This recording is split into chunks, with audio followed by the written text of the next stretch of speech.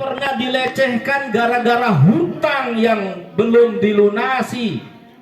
Ceritanya ada seorang Yahudi. Ini orang Yahudi bernama Zaid bin Sa'nah. Dia seorang pendeta, seorang rabi dari kalangan Yahudi. Dia baca dalam kitab Taurat bahwa yang namanya Nabi akhir zaman, yang namanya Nabi penutup para Nabi adalah orang yang punya ciri-ciri khusus.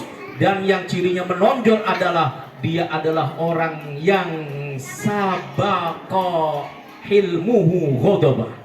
Adalah seorang nabi yang punya sifat sabar dan bijaksana, mengalahkan sifat emosi dan kemarahannya. Maka dia pengen menguji Rasulullah Shallallahu Alaihi Wasallam.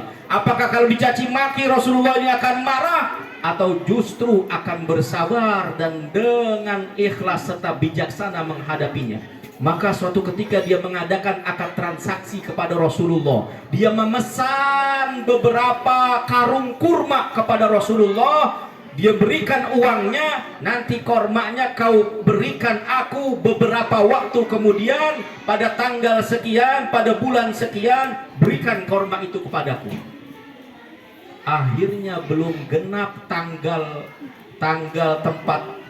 untuk memberikan kurma pesanan Yahudi itu, belum sampai tanggalnya, Rasulullah sedang berkumpul bersama para sahabatnya. Tiba-tiba ini orang Yahudi masuk ke dalam masjidnya Rasulullah, lalu kemudian marah-marah dan mencak-mencak serta mengatakan, "Hei Muhammad bin Abdullah, dasar engkau orang yang zalim, dasar engkau memang orang yang zalim, engkau adalah orang yang tidak mau melunasi janji yang telah kita lakukan. Aku sudah kasih engkau uang, tapi tidak kau berikan, tak kunjung kau berikan barang yang aku pesan, kurma yang aku pesan kepadamu. Dasar engkau memang seseorang dari kabilah yang sampai kakek dan nenekmu, kabilahmu memang terkenal dari dulu sebagai orang yang tidak mau melunaskan, tidak mau memenuhi janji yang telah diaturkan."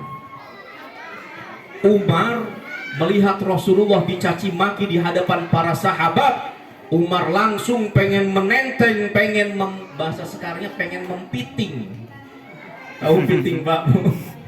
Umar gregetan nama ini orang karena udah nggak sopan kepada Rasulullah. Tapi kata Rasulullah, "Da'hu ya Umar." Biarkan dia ya Umar, biarkan dia menyelesaikan unek-unek yang ada di hatinya. Lalu kemudian kata Rasulullah, "Wahai fulan, tidakkah ini belum sampai masanya? Tidakkah ini belum sampai waktunya aku memberikan apa yang kau pesan?" "Tidak." Kata siapa? "Sungguh engkau adalah orang yang telah ingkar janji."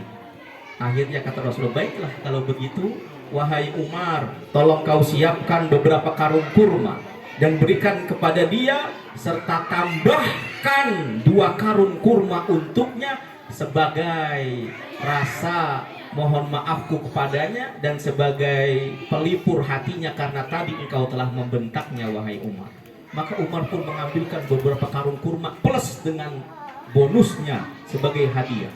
Di tengah dia mengambil kurma dan dia terima kurma, ini Yahudi mengatakan, "Wahai Umar, kenalkah engkau kepadaku?" "Tidak, aku tidak kenal kepadamu. Aku ini adalah Zaid bin Sa'nah." "Apa? Engkau Zaid bin Sa'nah?